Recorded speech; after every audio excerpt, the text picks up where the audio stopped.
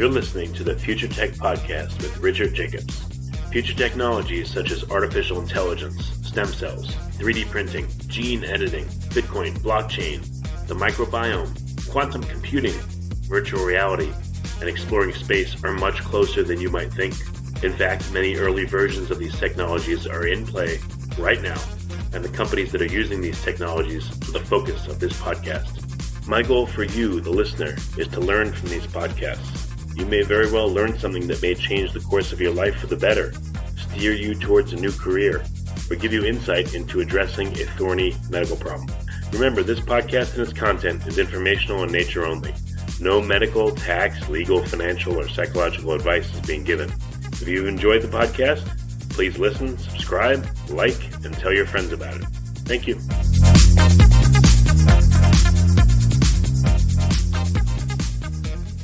Hello, this is Richard Jacobs with the Future Tech Health Podcast. I have Adele Anderson. She's got a website called Life Coach Adele, Adele. She's, I don't know. We'll see what she has to say. So Adele, thanks for coming. How are you doing? I'm really good. Thank you for having me. I am an NLP trainer, if that's what you were looking at. Neuro-Linguistic programming, gotcha. Well, okay, so for people that don't know, what is NLP? Well, NLP is a way that we can change the neuropathways within our mind. It teaches us not only how to communicate better, but how we can learn and accelerate our learning. We can actually install the excellence of others, and that sounds kind of amazing, but it works. And I can tell you the science behind that if you would like to know more about that. Yeah, definitely. Go ahead. Okay. Well, it was found early, and you've probably heard studies where they've taken basketball teams and they'll send half of them to their room to visualize them training, maybe shooting hoops, shooting from the free throw line. And the other half they take to the gym and they actually get them to physically practice. And they found through a process of visualizing in a very special way that both parts of those participants would gain skill and become better through the process. So it doesn't always have to take that we physically have to do it, because our brain doesn't recognize the difference between reality and fantasy. And that's why we have different emotions when we watch movies. And if you've ever watched Jaws in the 70s, did you ever lift your feet up off the floor because you had that feeling like you were going to have Jaws come past your couch? Well, I don't know if this is the same thing, but when I was little, I remember probably because of stuff I saw on TV, I would be afraid at night to have my leg hang over the edge of the bed, and something would come up under the bed and grab it, or, where the bed met the wall, if stuff fell in the crack between the two, like, I think it's probably from Poltergeist, maybe the clown under the bed, but anyway. Exactly. Our mind takes it all in, right? All of our sensory experience from the moment we became conscious. So everything that we hear, smelled, taste, felt kinesthetically, or saw, or even physically on our body, or emotionally within our mind, is all logged inside our subconscious brain. So all of this information is there, and it's sort of accessible when we feel emotions, or a really strong one is our visual connection to it. So then those memories can come back quite quickly in those situations. So what's an example of how NLP could be used to help somebody? What's an example problem that's common, and, how does NLP help? Yeah, I do a lot of emotional trauma work. So people have emotional baggage that's built up, a trauma or a wound that's resulted from an experience they've had in their lives, and they're just not getting over it. So when we understand that this little sticky neuropeptide is attached to the 5 most common emotional feelings that we have, which are hurt, anger, sadness, guilt, and fear. So all pretty generic stuff. And when these emotions rise up with today's experience, it brings together that powerhouse of all of those emotions that came before. So it quite often interrupts our ability to be the best that we can be. So people will come to me and I will use a process of NLP And have to do a little bit more explaining in the way that we understand that emotions are connected with physiology. So when we have a feeling of hurt, we actually feel it physically within our body. A certain respiration, heart rate, body temperature is attached to that. We used to have to do talk therapy. But what we've learned through NLP and other like practices is that we can change the physiology while we have somebody recall that state. So if you can imagine 3 circles on the floor, one is the recall circle, where I bring a full expression into your neocortex of what that looks like inside your body. So we give it a shape, a sound, a texture, and odor, if it has any movement or vibration or beat.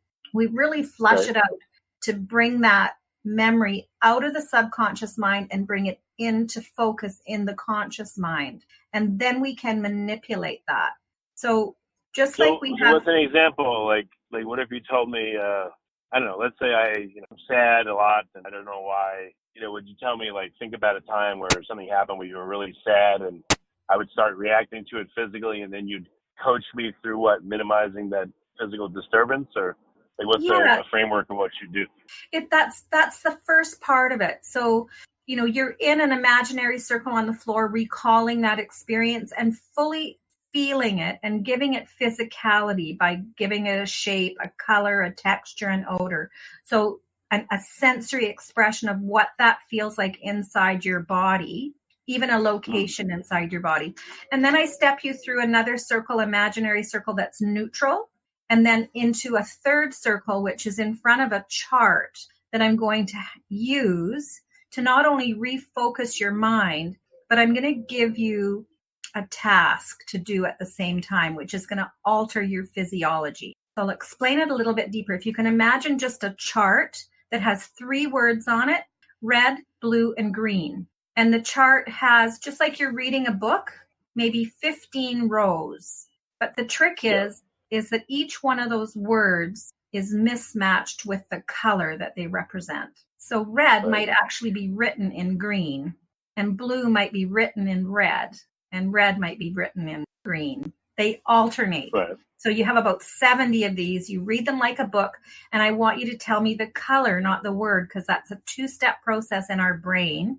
We can quickly read it, but it takes an extra little step for us to take the color and ignore the word. So we do that the first time.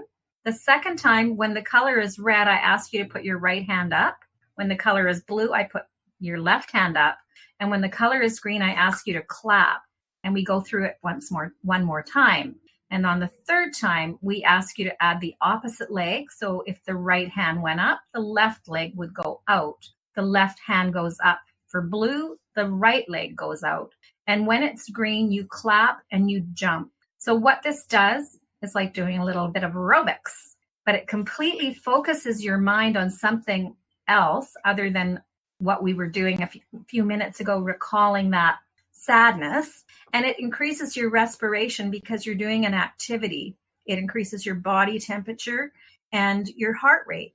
Therefore, I've changed your physiology. So then and typically people laugh because it's fun. So then we step back through neutral and then back into the recall circle. And I ask you to recall that event. And typically people can't find it in the mind. And even, people find their partners on an internet dating site, or they find, something in their environment that has really been a provocative shock to their system. And literally within 15 or 20 minutes, they can't find it. It's just like the neuropathway has been disconnected. And so therefore they can go back home and have a conversation about this without an emotional reaction to it. And that's empowering. Have you optimized this? Like, you have your red, blue, green thing. I imagine, like, what if you, I don't know, just have a big ball, a beach ball, and you stand there with the person and like toss it back and forth and try to, get it past them or something. Would that work? Or is that too much? Is there a way of doing this where it works?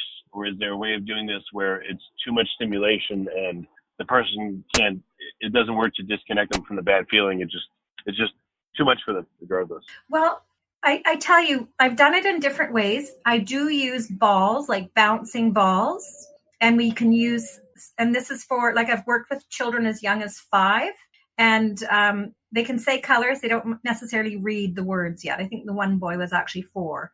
But we would do the alphabet while we're tossing a ball. So if he said A, I would say B and hand him the ball. Then he would say C, hand me the ball. I would say D, hand him the ball back. So this action, again, of physically doing something while concentrating on a task can do the trick. So again, with this child, he was, sorry, go ahead. Oh, no, I'm just saying, okay, I'm listening. Got it. Yeah, with this young boy, he had been in a situation, and there was a bunch of kids that it happened to where maybe someone in the community was messing with them, and there was a whole bunch of kindergarten kids that were talking about suicide. And so it was quite alarming for not only the community, but the parents that were involved.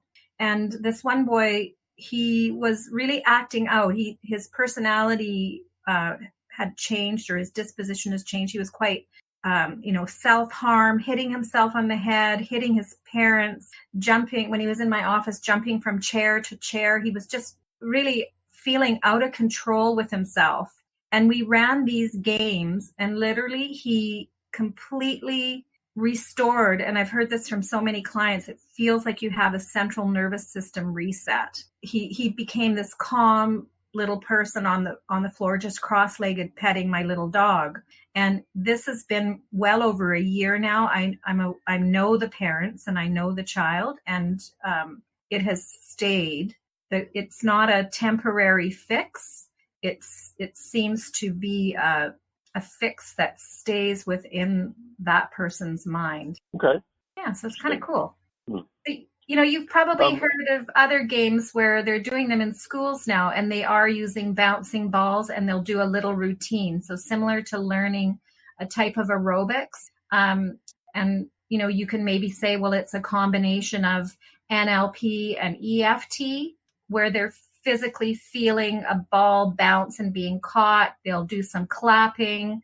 They may stomp their feet. So they're getting auditory, they're getting the kinesthetic feeling, they're saying some words. So you're getting this entire sensory expression, which really focuses the mind and reduces stress, anxiety, improves their ability to focus and engage with others. It's considered a real good tool to accelerate a child's ability to learn and concentrate. So what if you're working with someone and this works, and then you have to work with them again, and they say, I don't want to do this crap, or this is not working, or I just can't get my head into this today.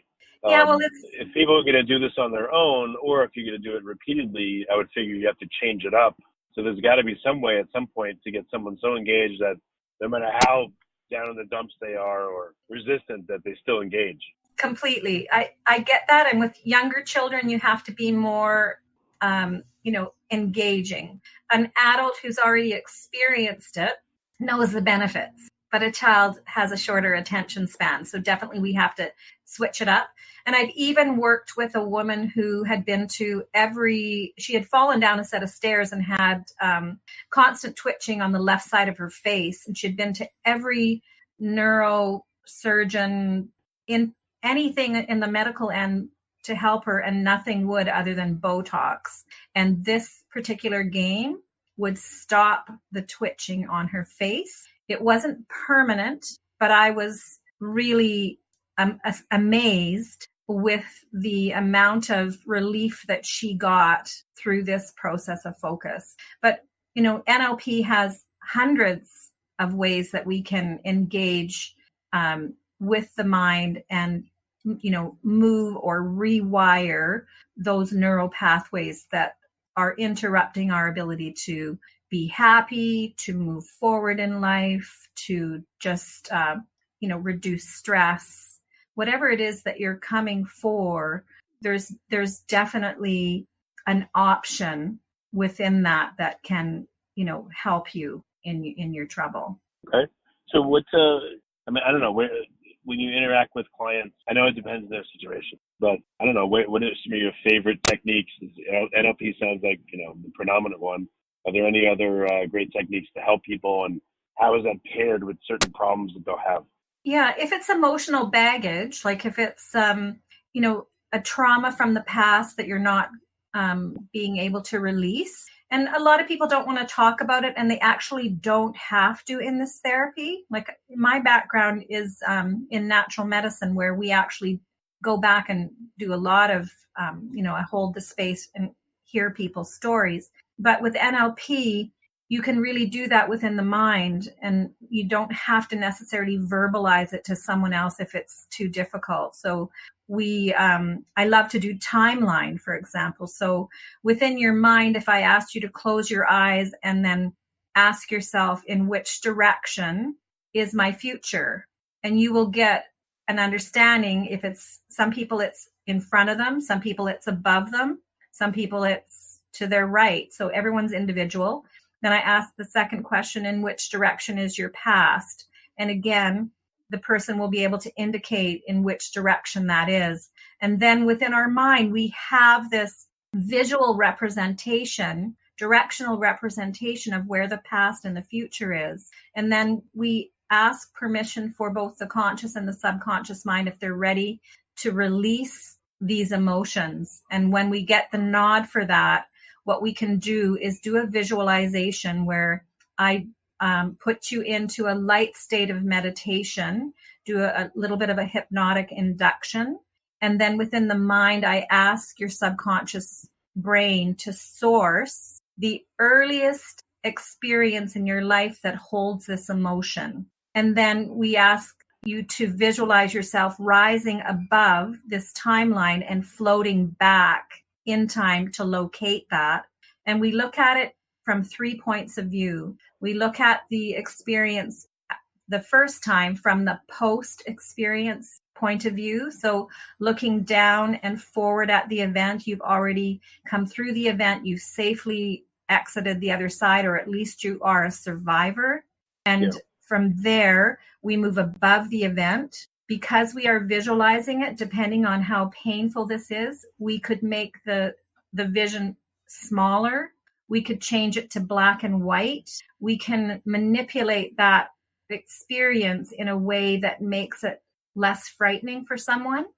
And that experience, why the emotion is holding there, is because it's attached to a neuropeptide, a negative charge within your mind. So again, what we're going to do is we're going to move it into positive physiology by asking your mind what you learned. What positive thing did you learn through this experience? And some people come up with like 20 or 30 amazing things that they've learned through this really challenging, sometimes horrific experience. And then we go further back in time, 1 to 2 days, possibly a week prior to the event ever taking place. And then we turn and look back and down at the event. So again, I'm giving the mind clues of where it is, how they're looking at this event so that they're not in the event. And then if they had not experienced that emotion before, when I ask them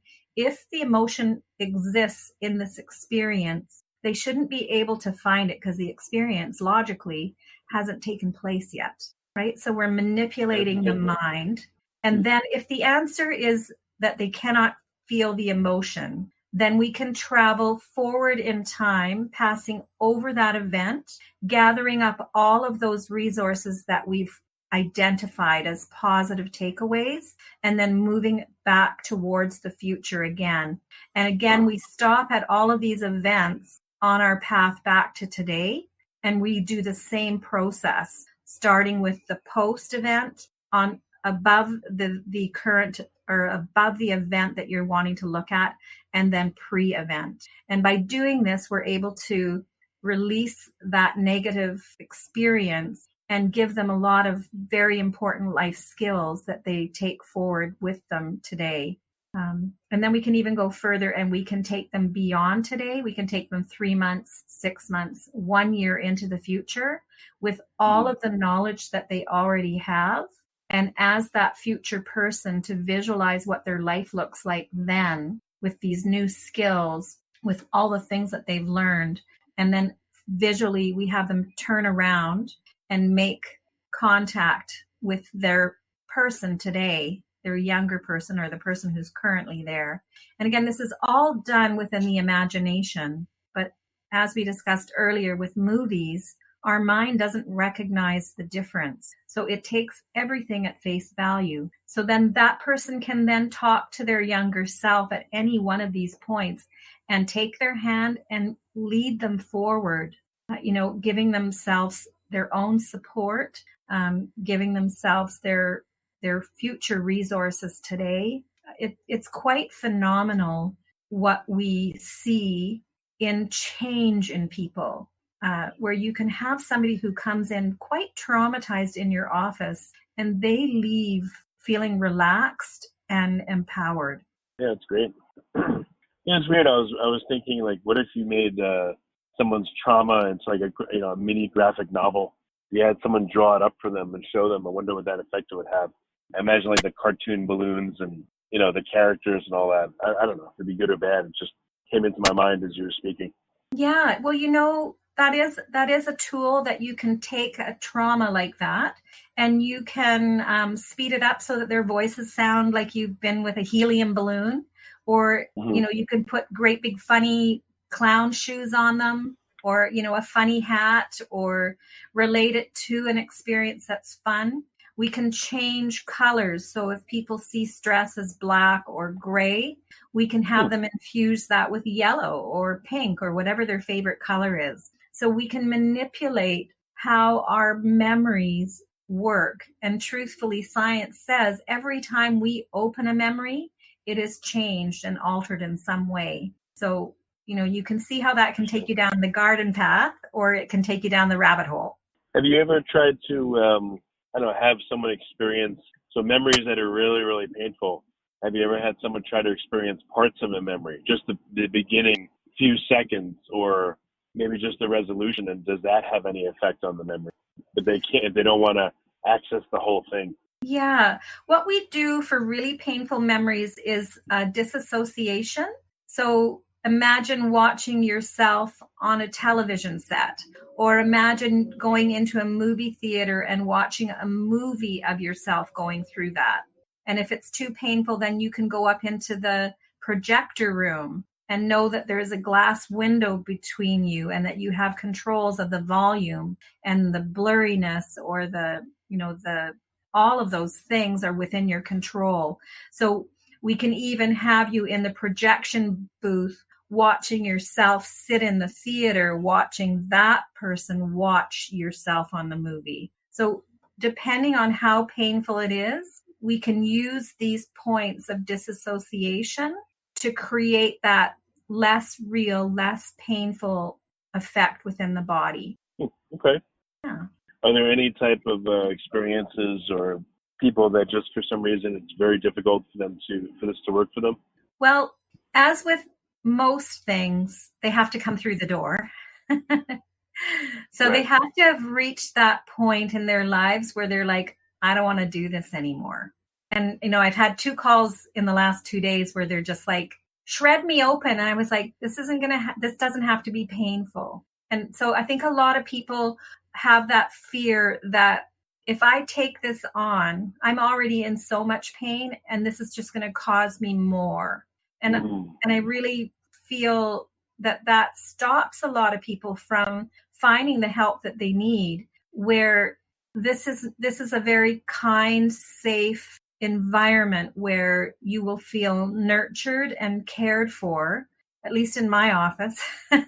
So, to have that knowledge ahead of time that what we're about to do is about freedom. It's not about having you re-experience the trauma that has really affected your life for a very long time. So for people to understand that it's different, modern therapies are quite different than what they used to be. And, we can overcome the pain. So are people going to go through a time, maybe even for a few minutes, where it is going to be really intense and bad, and they just do you prepare them if they have to do that, or is it? I mean, is the experience difficult? Is there like a trough, a point where it's going to be really intense, but then they'll feel better on the other side? Yeah. We do have a pre-talk so that they can understand the experience that they want, and they can choose whether they want to go back. And, with some people that have been really traumatized, I give them tools before. So, for example, if I was to ask you what your expression of calm was, or what your expression of happiness was, and to locate that in your body and tell me the shape, tell me the color, tell me the texture, how big is it? What does it do? Is there movement to it? Is there a pulse or a vibration, a sound? We flush it out like it was a real object. And then we can actually take that outside of the body and we can manipulate it. So quite often I would take, I can think of one client who, it was the death of her brother had committed suicide, and she still carried this black ball inside of her gut every single day. It never left her. And so we create that physical identification within the mind, and then we change it. So, for example, if it's spinning to the right, I might ask them to spin it to the left.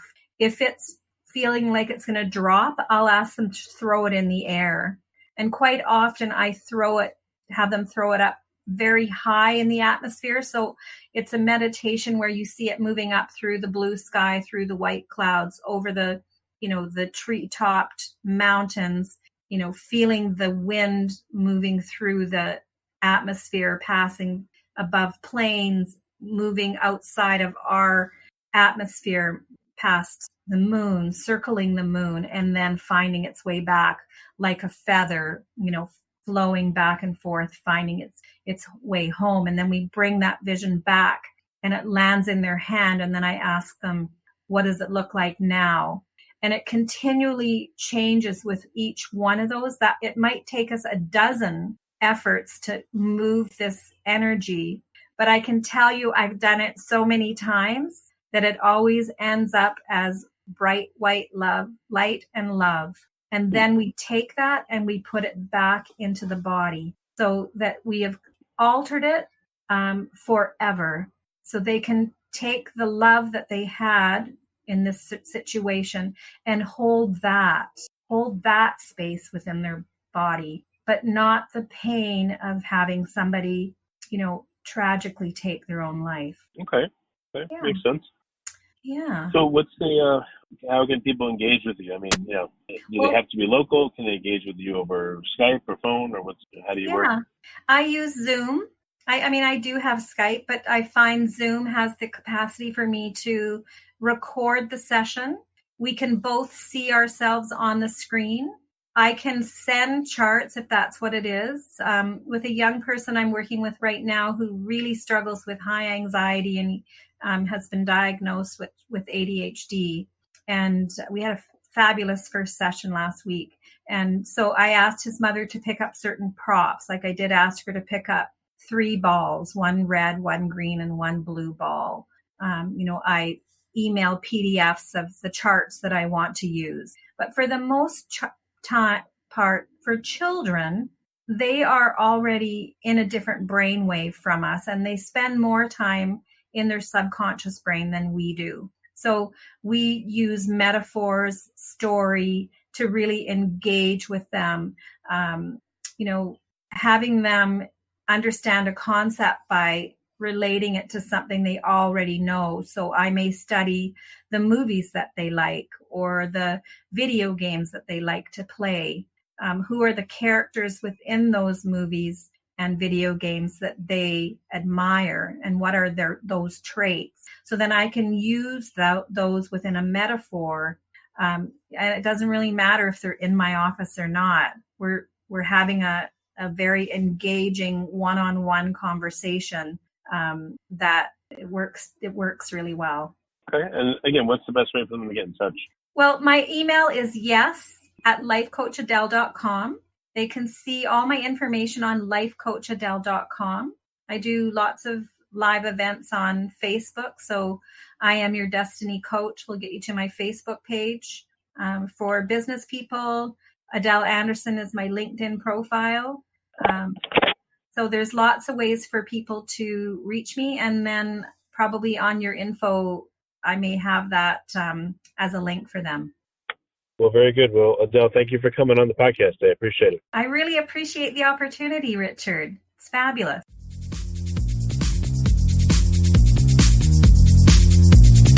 You're listening to the Future Tech Podcast with Richard Jacobs. Future technologies such as artificial intelligence, stem cells, 3D printing, gene editing, Bitcoin, blockchain, the microbiome, quantum computing, virtual reality, and exploring space are much closer than you might think. In fact, many early versions of these technologies are in play right now, and the companies that are using these technologies are the focus of this podcast. My goal for you, the listener, is to learn from these podcasts. You may very well learn something that may change the course of your life for the better, steer you towards a new career, or give you insight into addressing a thorny medical problem. Remember, this podcast and its content is informational in nature only. No medical, tax, legal, financial, or psychological advice is being given. If you've enjoyed the podcast, please listen, subscribe, like, and tell your friends about it. Thank you.